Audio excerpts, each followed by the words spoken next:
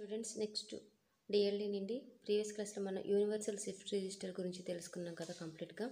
Next after that bidirectional shift register. What is bidirectional? నేమ్లోనే ఉంది. Unidirectional అంటే single shifting అనేది జరిగితే మనకి ఆ కెపాసిటీని యూనిడైరెక్షనల్ అని కాల్ చేస్తాం.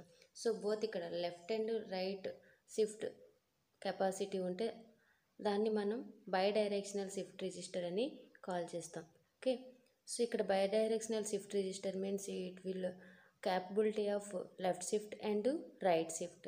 So suppose for example, so right shift చూద్దాం. క్లాక్ పల్స్ 0 ఉండేటప్పుడు Q3 Q2 Q0 వాల్యూ 0 1 1 0 తీసుకున్నాం, అంటే దీని వాల్యూ 6 తీసుకున్నాం. సో ఇక్కడ ఏంటి right shift, so right side shift చేస్తున్నాం మన వాల్యూ. సో ఈ వాల్యూని ఇక్కడ షిఫ్ట్ చేస్తాం, ఈ వాల్యూ ఇక్కడ షిఫ్ట్ చేస్తాం, ఈ వాల్యూని ఇక్కడ షిఫ్ట్ చేస్తాం.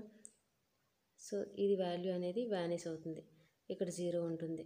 నెక్స్ట్ ఈ వాల్యూ ఇక్కడ షిఫ్ట్ చేస్తాం, ఈ వాల్యూ ఇక్కడ షిఫ్ట్ చేస్తాం, ఈ వాల్యూ ఇక్కడికి షిఫ్ట్ చేస్తాం.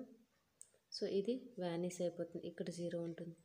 నెక్స్ట్ ఈ వాల్యూ ఇక్కడ షిఫ్ట్ చేస్తాం, next shifting vanish. Okay, so ఇక్కడ చూడండి, ఫస్ట్ మనం తీసుకున్న వాల్యూ అనేది 6 1 2 3. సో మనకి నెంబర్ ఆఫ్ క్లాక్ పల్సెస్ ఎన్ని n ఈజ్ ఈక్వల్ టు 3 అయ్యింది. సో ఇక్కడ చూడండి, if LSB is equal to 0 అయితే దెన్ ద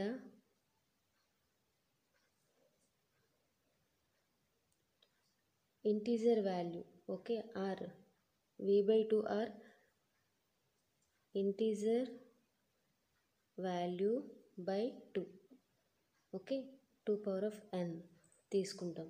అంటే ఫర్ ఎగ్జాంపుల్ చూడండి, ఇక్కడ LSB 0 అయితే దాన్ని, అంటే ఇక్కడ అన్ని LSB అనేది 0 వచ్చేస్తే integer value by 2 power of n. ఇక్కడ మనం ఇనీషియల్ వాల్యూ 6 తీసుకున్నాం.